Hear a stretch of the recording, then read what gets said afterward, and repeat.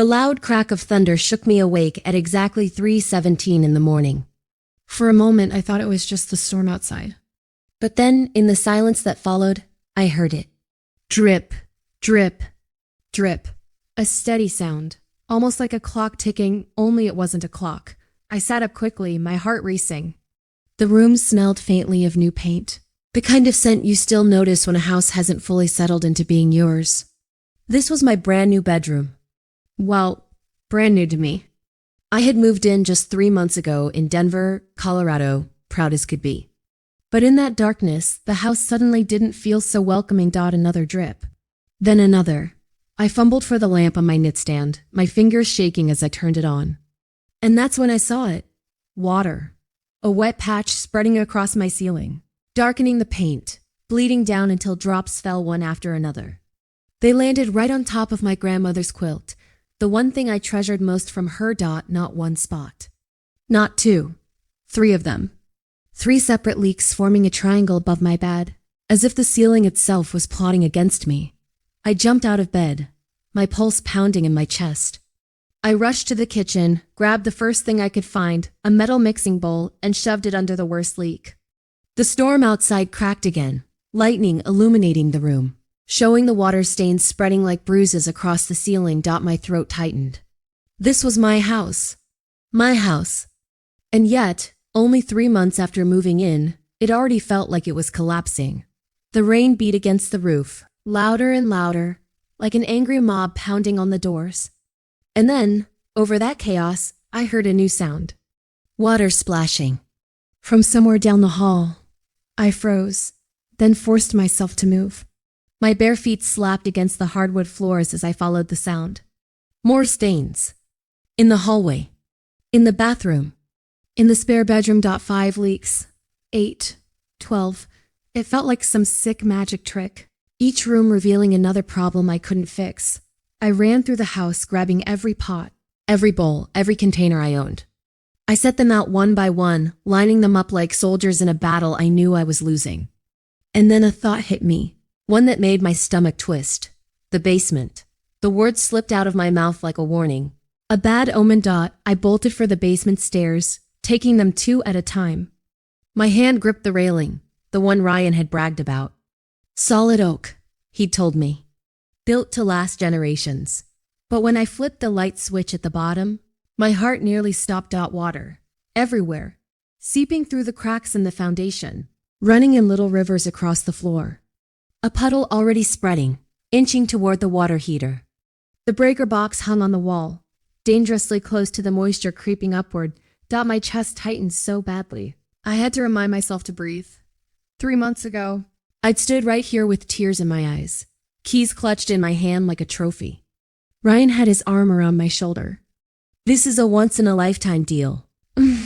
You'd be crazy to pass it up. His words echoed now, bitter in my memory.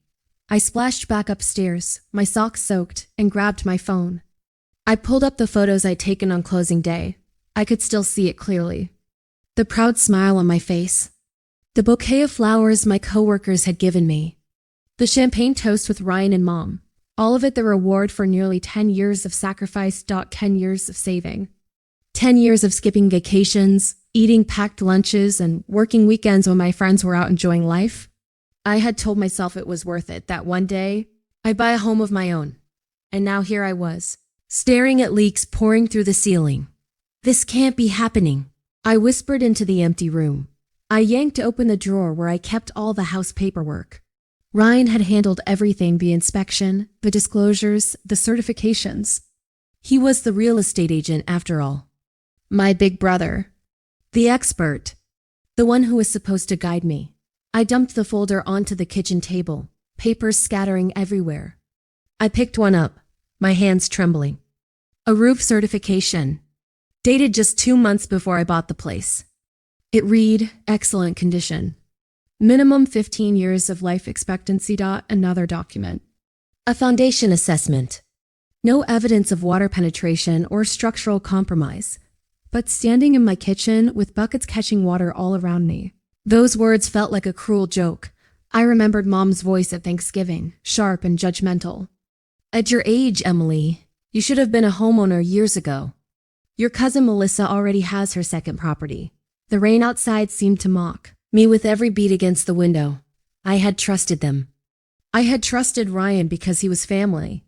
But as I stared at those papers, something shifted inside me. The signatures didn't look right. The companies listed weren't familiar. Even the license numbers felt strange. These certificates look fake, I murmured to myself. I opened my laptop, my mind racing. I searched the roof company. Nothing, no records anywhere. I called Ryan. No answer. I searched the foundation inspector. His license had expired 3 years ago. I called Ryan again. Still nothing. Finally, I texted Mom, demanding answers. An hour later, my phone buzzed. Ryan. His voice was smooth, casual, like nothing was wrong. Hey sis. Mom said you had some leaks. Old houses settle, you know. It's probably just minor stuff. I'll swing by tomorrow with my caulk gun and fix you right up. Ryan, I snapped, my voice shaking. The basement is flooding. The foundation is cracked. The roof is failing everywhere. He laughed lightly. Every house has little problems, Em. Remember, you got this place for a steal. Some maintenance is expected. Something inside me went cold. My voice steadied. I'm changing the locks tomorrow. Silence. Then his sharp, offended tone. What? Why would you? I hung up before he could finish. 10 minutes later, my phone lit up again. Mom. Her voice rang through the line, sharp with anger. Emily Carter, how dare you lock your brother out after everything he did for you? He got you that house. He sacrificed for you. And this is how you repay him? My voice cracked. Mom, did you know the house was falling apart? The silence on her end was longer than any answer. Finally, she said, you're overreacting. It's just a little water. I ended the call. My phone buzzed again, this time a voicemail from Dad. His tone was quiet, almost apologetic. Your mother says you're overreacting. Call me back when you can. But I didn't. Instead, I called Sophie. When my doorbell rang at 9 in the morning, I was still surrounded by buckets and bowls. Sophie stood on my porch holding 2 coffee cups. Next to her was a broad-shouldered man with a tool belt. You sounded awful on the phone, Sophie said, pressing a warm cup into my trembling hands. This is Jason. He's a contractor friend of mine. He owes me a favor. Jason stepped inside, his boots squeaking against the wet floor. His eyes widened as I led him from room to room, pointing out every leak. He crouched down in the basement, pulled out a pocket knife, and scraped at a suspicious patch on the wall. The concrete crumbled like sand, revealing a long crack behind it. Jason let out a low whistle. I've seen flips like this before. They cover just enough to pass inspection. But the real problems? They're still there. This wasn't disclosed, I said, my voice raw. Sophie's eyes were wide. Emily, your family did this? Tears burned my eyes as I nodded. Ryan was my agent. He picked the inspector. My voice broke. My life savings? $68,000 for the down payment. Sophie wrapped her arm around me, pulling me close. This isn't right, Emily. Your family took advantage of you. The storm still raged outside, but something shifted inside me. The shock, the heartbreak, it all started to harden into something else. Determination. I wiped my face and stood taller. I need to find out exactly what they did. Jason, the contractor, stayed crouched by the basement wall, running his flashlight along the crack. Water still seeped through, trickling down in thin lines, forming a growing puddle. He shook his head slowly, like someone who'd seen this too many times before. Look here, he said, pointing with the edge of his flashlight. They used color-matched cement. Looks neat on the outside, but it's nothing but a cover-up. The real structural issue? They didn't touch it. Sophie's hand landed on my shoulder, squeezing gently. Her voice was soft but full of worry. How bad is it, Jason? Jason pushed himself up, wiping dust off his jeans. His expression was grim. Bad. This isn't just storm damage. These are long-term issues, chronic ones. Somebody patched this place just enough to make it look good for a quick Sale. That word deliberately echoed in my mind like a hammer. My knees felt weak. I leaned against the damp basement wall, trying to steady myself. Jason crossed his arms. Emily, I need to see those inspection papers again. We went upstairs, where the kitchen table was still covered in papers. Coffee cups sat cold next to stacks of documents with signatures I didn't recognize. I spread everything out like puzzle pieces. Jason flipped through page after page, his frown deepening with each one. This inspection report is trash, he finally said. He tapped the page with his finger. Doesn't even mention the foundation. That's impossible. And look at this name. Martin Keller? I've been working in Denver for 15 years. There's no inspector by that name licensed here. My stomach dropped. My brother arranged everything. The inspection. The roof certificate. All of it. Jason pulled out his phone, typing quickly. Let's check this license number, he muttered as he scrolled. Then his eyes narrowed.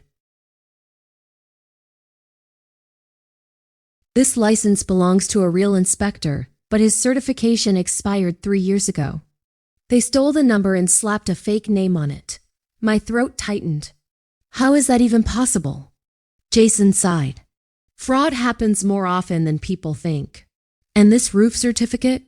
He held it up, shaking his head. The company doesn't exist. Not in Denver. Not in the entire state. Sophie picked up another paper and studied it closely. Emily, look at this repair certificate for the electrical panel. The handwriting looks exactly the same as the one for the roof. Just a different letterhead. Jason stepped out onto the porch, phone pressed to his ear. Through the window, I saw him pacing, gesturing with one hand. When he came back in, his face was hard. I called a buddy who works at the county records office, he said. This property was purchased 8 months ago by Carter Holdings, LLC. I froze.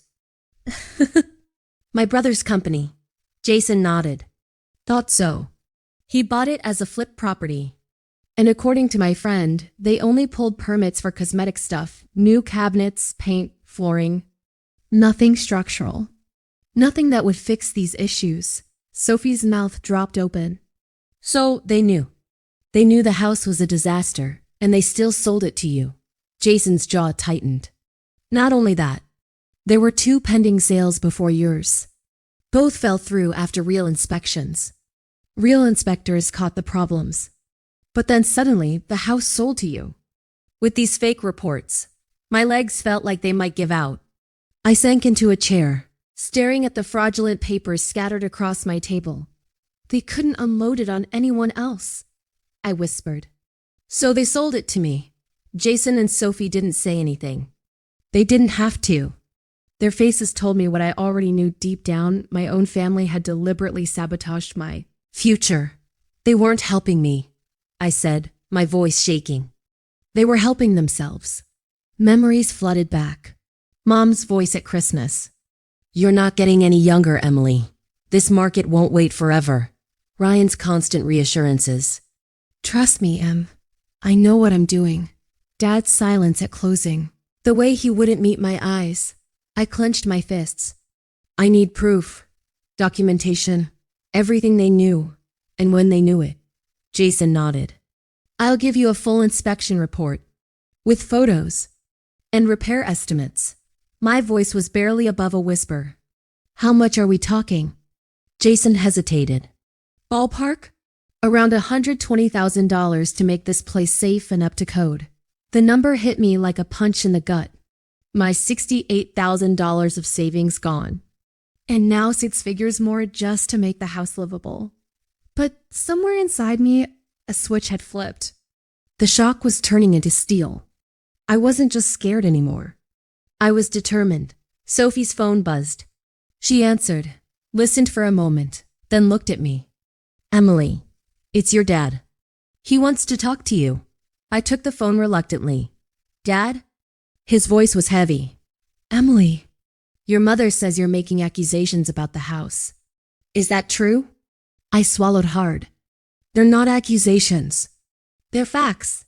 Ryan sold me a house with known structural defects, and he covered it up. There was a long pause. Then finally, Dad's voice again. I didn't know it was that bad. Can we meet? Talk in person. Before I could respond, the doorbell rang. Sophie answered it. A woman in a neat pantsuit stood on my porch.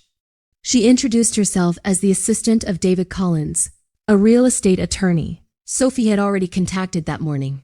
Mr. Collins has an opening at 3 o'clock today, she said, handing me a card. He believes you have a strong case for fraudulent misrepresentation. For the first time since, I woke to water dripping on my grandmother's quilt. I felt something other than despair. I felt hope. Later, as we gathered my paperwork to take to the attorney, my phone buzzed again. A text from Ryan. Mom is devastated by your accusations. We put everything on the line to help you, and this is how you repay us. Another text followed. We're $80,000 in debt from renovating that house. We were just trying to get our investment back. Sophie rayed over my shoulder and whispered, They're scared. They should be, I replied, slipping my phone into my pocket. Let's go see David Collins. We stepped outside, and my neighbor, Mrs. Henderson, waved from her porch. Ryan told us what a great deal you were getting, she called. Said he was giving you a special favor because your family? I paused, a new idea forming. Mrs. Henderson, would you be willing to tell an attorney what Ryan said? She nodded slowly. I remember thinking it was odd. He went on and on about what a good sister you were for buying his investment property. Another piece of the puzzle. Another piece of evidence. I smiled for the first time in days. Sophie glanced at me. This isn't just about the money anymore, is it? I shook my head, watching the leaking house fade in the rearview mirror as we drove away. No, it's about making sure they never do this to anyone else. The very next morning, after a night spent in a temporary apartment, I found myself standing in front of a small blue craftsman house with flower beds so perfectly trimmed they looked like they belonged in a magazine. In my hand was the previous owner's business card. Mr. Prescott, a retired electrical engineer with silver hair and wire-rimmed glasses, greeted me politely at the door. His eyes showed confusion as he stepped aside to let me in. I wasn't sure I should meet with you, he said carefully. Your brother was very insistent that I not discuss the property with anyone. My heart thudded in my chest. That's exactly why I'm here. He disappeared into his study and returned with a thick manila folder. Force of habit, he explained with a small smile. 40 years in corporate America taught me to keep copies of everything. My hands trembled as he slid the folder across the coffee table. When your brother approached me about buying the house, Prescott said, I was completely upfront about the problems. I showed him this. He pulled out a document stamped with the letterhead of a major insurance company. My eyes darted to the highlighted section. Insurance renewal denied due to foundation issues and roof damage. The letter was dated more than a year before I had purchased the house. Each word felt like a knife twisting deeper. The insurance company had specifically cited extensive pre-existing foundation, compromise, and evidence of repeated water intrusion through failing roof structures. I told your brother everything, Mr. Prescott said firmly. I showed him all the documents. That's why I was shocked when he bought the place anyway. May I take photos of these? I asked quietly. He shook his head. No need. Take the originals. I already made duplicates. He leaned back, his face thoughtful. There's more. Look at the emails in the back of that folder. I flipped through the stack until I froze. My eyes caught a name I recognized instantly. Jeff Turner. My stomach dropped. Jeff Turner had been Ryan's college roommate. The emails showed Ryan asking Jeff to provide a favorable assessment despite the known foundation issues. He had even written that it was a family matter. My mouth went dry. They all knew. Mr. Prescott's face was full of sympathy. I assumed you were aware. I thought this was an arrangement between family, but I wasn't aware. I wasn't part of their arrangement. I was their victim. An hour later, I sat in my car outside his house, the manila folder on the passenger seat. I took photos of every page. My hands shook, but not from fear this time. From anger. I texted Sophie. I have everything. Ryan used his old college roommate as the inspector. Insurance denied coverage a year before I bought. They all knew. Her reply came instantly. This is fraud. Call David. I did. David Collins answered on the first ring. His voice was calm, confident, but carried an edge of excitement. Emily, this is exactly what we needed. This isn't just unethical. It's criminal misrepresentation. Your brother's real estate license is officially at risk. For the first time since that stormy night, I felt something I hadn't allowed myself to feel. Vindication, and power. Next morning I sent a message to my parents. It was short and to the point. Coffee at Magnolia Cafe. 10 am important family discussion. I picked that cafe deliberately. Public setting. Neutral ground. No chance for shouting or slamming doors. I got there 20 minutes early and chose a corner table where I could see everything. In front of me sat a neat folder, carefully organized the way I always do affidavits. Photos, the insurance denial letter, fraudulent inspection reports, even the emails between Ryan and his old college roommate. My dad arrived first, looking uncomfortable in a worn button-down shirt. His shoulders seemed heavier than usual. Mom came next, her lips pressed tight, her designer sunglasses still on even inside. And finally, Ryan walked in. He pretended to check his phone, his body tense, his fake casual act fooling no one. Mom was the first to speak. This better be important. Emily, we have a showing at 11:30. She settled into her chair with the confidence of someone who believed she still had control. I didn't answer. Instead, I slid the insurance denial letter across the table. I found the previous owner. He told me everything. The change in Ryan was immediate. His face lost all color. His hands shook so badly his coffee spilled onto the saucer. Mom stiffened, clutching her purse strap until her knuckles turned white. I don't know what you're talking about, Ryan said quickly, his voice cracking on the last word. You knew about the foundation issues, I said steadily. And the roof damage. You knew all of it before the sale. And you covered it up. Mom leaned forward, her voice sharp but coated in sugar. Sweetheart, we just wanted to help you become a homeowner. Everyone has to start somewhere. With property values the way they are. Stop! My voice was low but firm. I laid another document on the table. An email dated just 2 weeks before my closing. Ryan asking Jeff Turner for a favorable report, despite observed deficiencies. Ryan's eyes darted around the cafe. A couple at the next table glanced over, clearly catching the tension. Ryan lowered his voice to a harsh whisper. Look, there might have been some minor oversights in the disclosures, but minor? I cut him off. I laid down 2 photos side by side. One of my flooded basement, water inching toward the breaker box. The other, the falsified inspection report claiming no evidence of water penetration. My entire life savings. Ryan, everything I worked for over the past 10 years. And you call that minor? Dad stared at the photos. His face was pale, almost gray. I didn't know it was this bad, he said softly, not meeting my eyes. Mom's hand shot out to grip his arm. Robert, don't say another word. But for the first time in my life, I watched my dad gently remove her hand. No, Linda, this isn't right. Ryan leaned forward, flashing the same charming smile that had probably sold dozens of homes. Let's just talk about this privately. We can work something out, just you and me. I closed the folder with a firm snap. That chance ended when you decided to commit fraud. The name I spoke next made both Mom and Ryan freeze. David Collins will be contacting you this afternoon. Ryan sat back in shock, the smile sliding off his face. Mom's mouth opened, then closed, no sound coming out. You wouldn't do this to your own family, she finally whispered. I stood, sliding the folder back into my bag. You did this to me first. That evening, Dad showed up alone at my temporary apartment. He looked years older, his shoulders slumped, his eyes heavy. Can I see the house again? He asked quietly. We drove in silence. When we got there, I led him through every room. I showed him the mold spreading across the bathroom walls, the foundation cracks splitting wider by the week, the buckling hardwood floors that groaned under our steps. He stood in the middle of the living room, his face stricken. I had no idea it was this bad. I thought they were just helping you. His voice was barely audible. My phone rang. It was Sophie.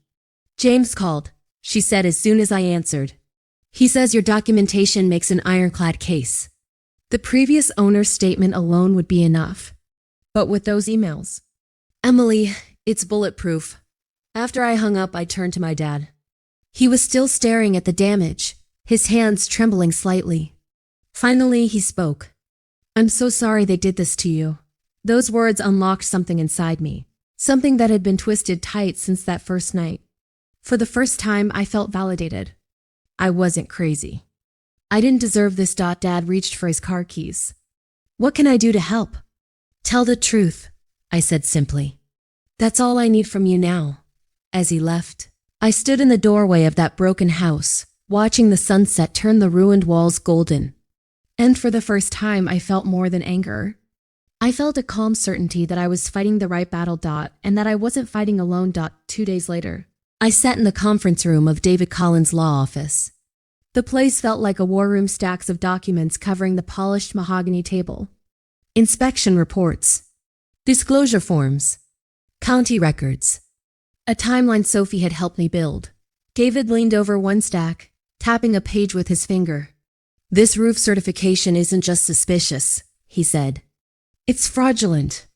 The company doesn't exist anywhere in the state registry. I nodded, strangely detached. The pain that had consumed me during the cafe confrontation was hardening into something colder, sharper. Fraudulent misrepresentation is our strongest claim, David continued. But we also have failure to disclose, breach of fiduciary duty, and potentially license fraud. What's the burden of proof? I asked, slipping into the detail-focused part of my personality. How do we measure it? We only have to prove that it's more likely than not that Ryan knew about the issues and deliberately concealed them. David explained. I nodded. I had spent the past 3 nights poring over real estate disclosure laws until my eyes ached. I knew the rules by heart now. Ryan had a legal obligation to disclose every material defect, especially ones that threatened safety. Dad arrived halfway through the meeting, carrying an old leather briefcase. His face looked worn, the lines around his eyes deeper. He set the case on the table and slid a folder across to me. I found these in our home office, he said quietly. Ryan's original notes on the house. Before I could reply, another notification popped up on my screen. A message from Sophie. Channel 5 just interviewed Ryan outside his office. He's calling himself a victim of family betrayal and false accusations. Call me. My chest tightened. Then another email arrived, this time from my company's HR department. Request for meeting regarding external financial allegations. David, I whispered, panic rising in my voice. My job just contacted me. He's making this public. David's voice hardened. He's trying to destroy your reputation before we can file.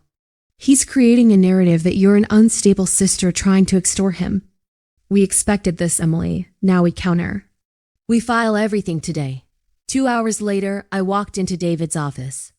Sophie was already there, her expression grim but supportive.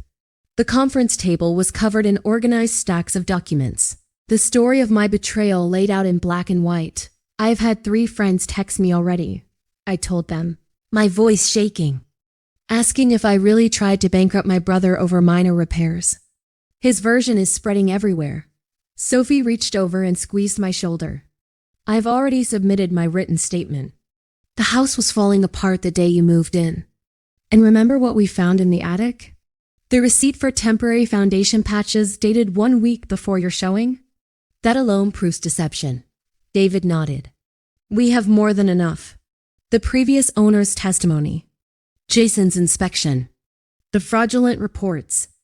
And now, he turned as the door opened. My dad walked in, tired but determined, holding another manila envelope.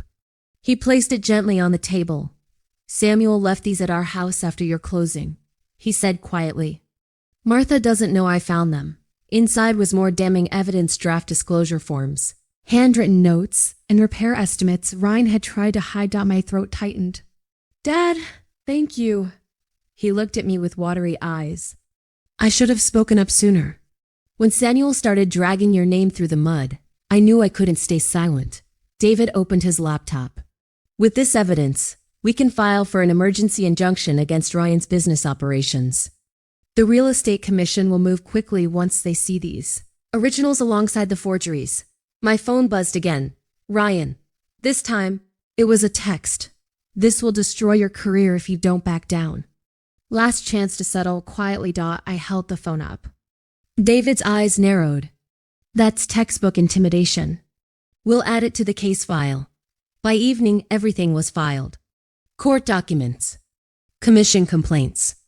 The entire packet submitted, sealed, and stamped. That night, my phone wouldn't stop buzzing. Friends forwarding screenshots of Ryan's social media posts, where he painted me as unstable, greedy, and ungrateful. Family members sending me mom's tearful messages about loyalty and betrayal. Even an aunt in Florida called, asking why I was persecuting my poor brother. How are you holding up? Sophie asked, setting a cup of tea in front of me. I surprised myself with my answer. Better than I thought. A month ago this would have broken me. Now, it just proves I'm doing the right thing. My phone lit up again. David this time. His voice carried urgency. Emily, the judge granted our emergency hearing request. Tomorrow morning. 9 a.m. So soon? My pulse quickened. The real estate commission rep personally called me. They'll be sending someone to observe the hearing. Ryan's attempt to discredit you actually accelerated everything. After the call, Sophie looked at me, concern in her eyes. Are you ready for tomorrow? I nodded, feeling a strange calm. For the first time since this started, yes. I'm ready.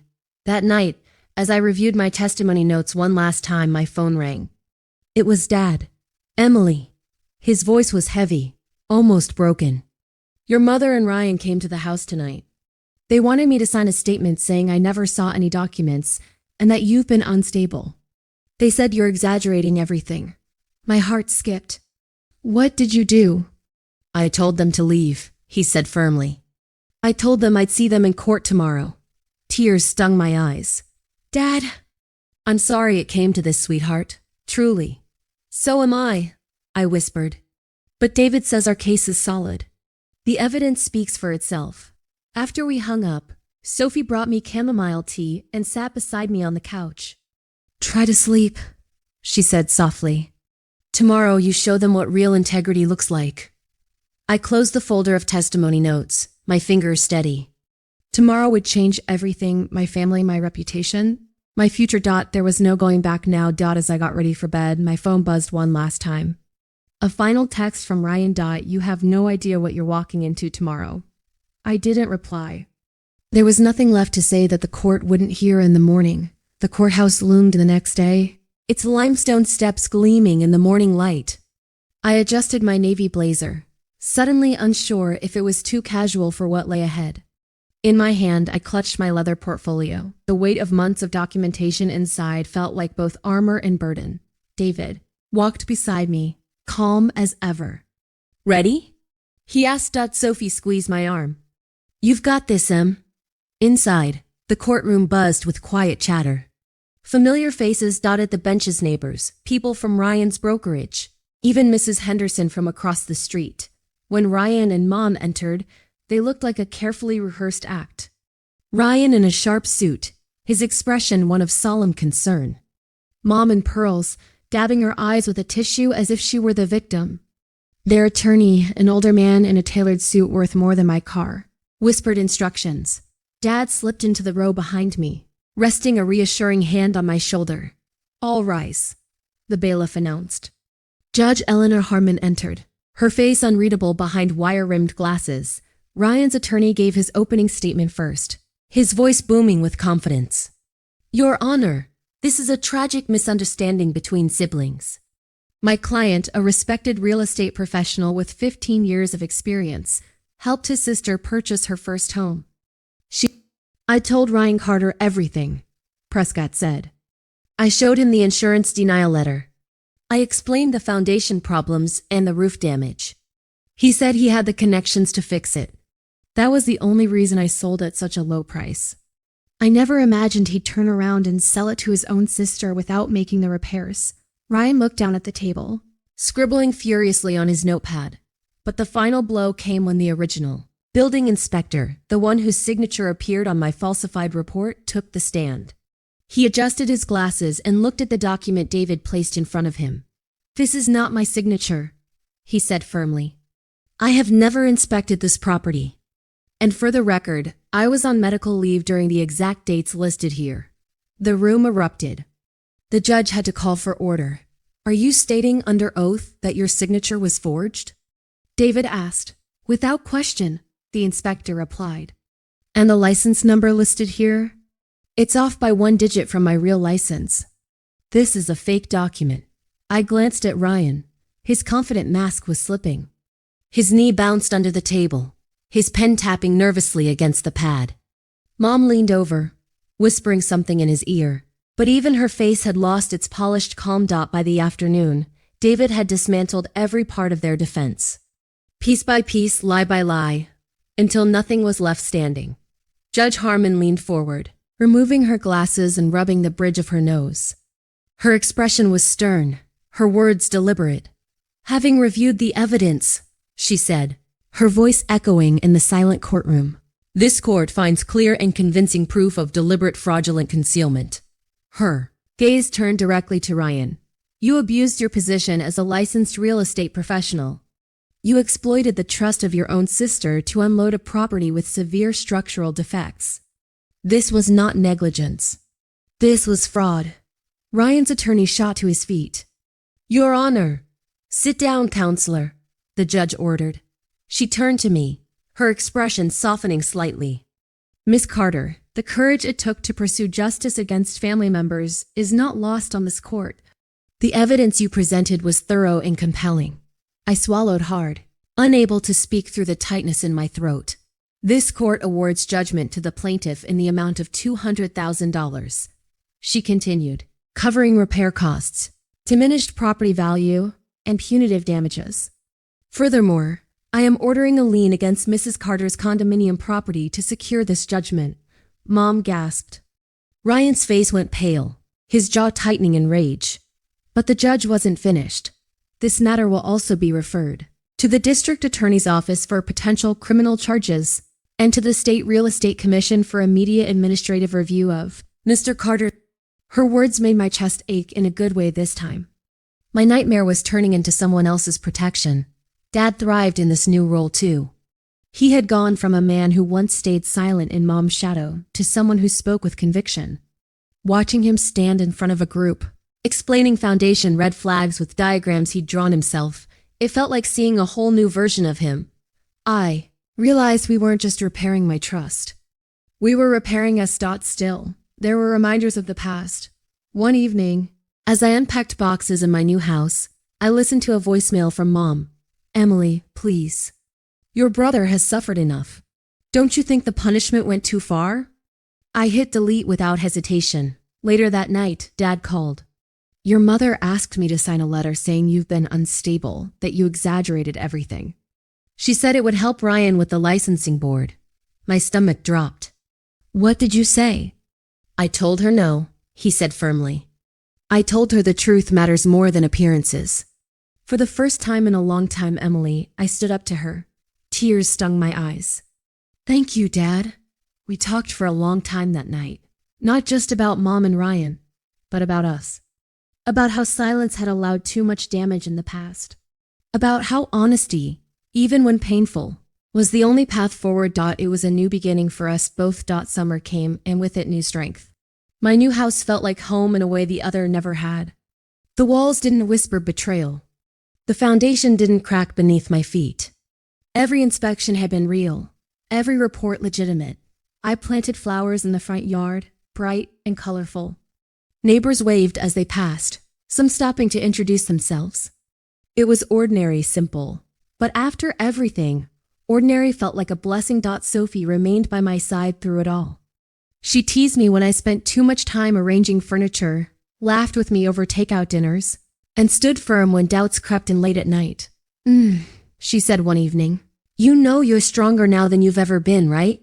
Right? What they tried to break only made you harder to knock down." She was right. The woman who once scrambled for bowls under a leaking ceiling was gone. In her place stood someone who knew her worth.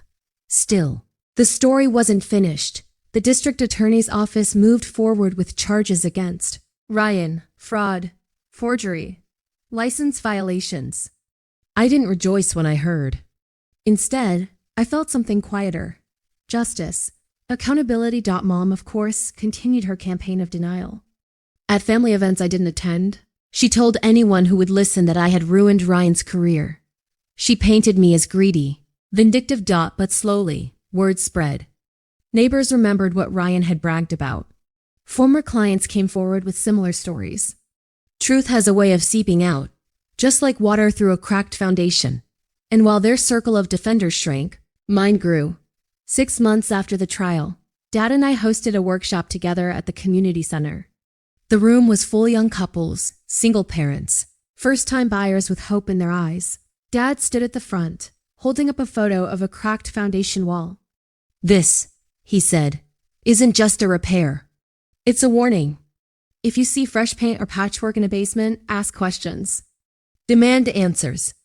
And don't ever let someone, family or not, pressure you into rushing." I watched him with pride, remembering the man who once looked away when Ryan handed me the keys. This was a different man now, one who had chosen truth over silence. Afterward, a young woman approached me. Her hands trembled as she clutched her folder of paperwork.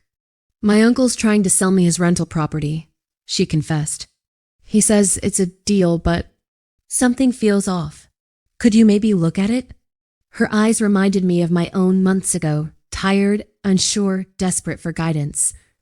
"Of course," I said, smiling gently. "Let's go through it together." And in that moment, I knew the cycle was truly breaking. That night, as rain tapped gently against the windows of my new home, I sat in my favorite chair with a cup of tea. The sound no longer sent shivers down my spine. Instead, it was comforting. A reminder that I was safe because I had fought back. Safe because I had built new foundations, not just in my house, but in my life. I thought of Ryan and Mom then, their empire of lies crumbling. And I thought of Sophie, Dad, David, and even strangers like Mr. Prescott, who had stood with me. Sometimes, the hardest battles aren't about winning money or property. They're about reclaiming your voice, and mine was stronger than ever. That weekend, my living room filled again with laughter. Sophie had brought friends, Dad brought dessert, and the volunteers from the initiative filled the space with warmth. "To new beginnings," Sophie said, raising her glass. I raised mine too, my heart full. "To truth," I said softly. "To trust. To family, not the one you're born with, but the one you choose." The glasses clinked, catching the light. And for the first time, I realized I wasn't just surviving anymore. I was thriving. Autumn came quickly that year. The leaves in Denver turned gold and red, blanketing the streets in color. For the first time in a long while, the changing season felt like a symbol of my own life shedding the old, preparing for something new. It had been nearly a year since the night my house flooded. A year since betrayal, lies, and courtrooms had shattered the meaning of family. And yet, in that year, I had built something stronger than I ever imagined. The consumer workshops continued to grow. Dad and I became a team. He handled the technical side, showing buyers what to look for in foundations and roofing, while I spoke about the emotional side of being pressured by people you thought you could trust. The irony wasn't lost on me. The very thing that almost destroyed me had become my purpose. One Saturday, after a particularly full class, a young man lingered in the back. He looked nervous, his baseball cap pulled low. "Miss Carter?" he asked quietly. "Yes?" "My parents? They're pushing me to buy my uncle's place. They say it's a family deal. But after hearing your story, I'm scared." I placed a hand on his shoulder. "It's not wrong to ask questions. It's not wrong to walk away. Trust has to be earned, even from family. Remember that." His relief was visible. And in his eyes, I saw my younger self, the version that had once believed family could do no wrong. Maybe, just maybe, I was helping others avoid that same painful lesson. At home, life was steady. Sophie and I became inseparable. She wasn't just my best friend, she was family. The kind you choose, the kind who stays. We spent evenings painting the guest room, hosting movie nights, or just sitting on the porch listening to the rain. And every time the clouds opened, instead of panic, I felt peace. My new house was safe. My foundation was strong. One night, as we cleaned up dinner, Sophie asked, "Do you ever think about Ryan and your mom? About what they're doing now?" I paused, drying a plate. Sometimes. I wonder if they ever regret it. But then I remember they chose lies over love. And I chose the truth. That's the only difference that matters. Sophie smiled. Well, I'm glad you chose it. Because the Emily I see now, she's unstoppable. Her words made me laugh, but deep down I knew she was right. News of Ryan reached me in pieces. His real estate license was officially revoked. The day to shoot charges, though plea deals kept him from prison. He moved 2 states away, starting over in a small town where no one knew his name. Mom, on the other hand, never let go of her story. She told relatives I had ruined everything out of jealousy. That I'd exaggerated. That I'd turned on my own family. But slowly, fewer people believed her. Truth has a way of outlasting even the loudest lies. Dad remained by my side, stronger than ever. He still apologized sometimes, his guilt lingering, but I always told him the same thing. You chose me when it mattered. That's enough. And I meant it. The 1-year anniversary of my court victory arrived quietly. Sophie suggested we celebrate, but I wanted something different. That morning, I drove past my old house. The one that had nearly destroyed me. It was listed again.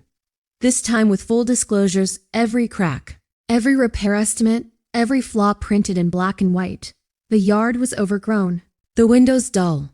But seeing it didn't hurt anymore. It was just a building. Nothing more. I parked across the street and sat there for a while, sipping coffee, remembering the fear. The betrayal. The nights of crying on the floor. And then the courtroom. The gavel. The truth. That house no longer held power over me. It never would again. Before driving away, I whispered softly, "Thank you for the lessons." Goodbye for good. That evening, my living room was filled again with friends and laughter. Sophie had decorated with golden leaves and candles. Dad brought homemade pie. As we sat together, I raised my glass. To survival, I began, my voice steady. To honesty. And to building foundations that never crack. The glasses clinked, warm light reflecting in their surfaces. In that moment, I realized something profound. The story wasn't just about what had been taken from me. It was about what I had rebuilt. Trust, strength, purpose, and a family made not of blood, but of truth. Later that night, as rain fell gently outside, I curled up in my chair with a blanket. My house creaked softly, the way houses do. But instead of fear, I felt comfort, because this time I knew my foundation was solid. And so was I. Sometimes the hardest battles aren't against strangers. They're against the very people you expect to protect you. My mother and my brother thought I'd stay quiet. They thought family loyalty meant silence, but silence is how cracks spread. I learned that trust must be earned, not assumed. That family isn't always the people who share your last name, it's the people who show up, who stand with you when the storm comes. And I learned that even when betrayal shakes your foundation, you can rebuild stronger than before. So if you're listening, and you're standing at the edge of your own storm, don't let fear stop you. Don't let loyalty to lies chain you. Because the truth, once spoken, has the power to set you free.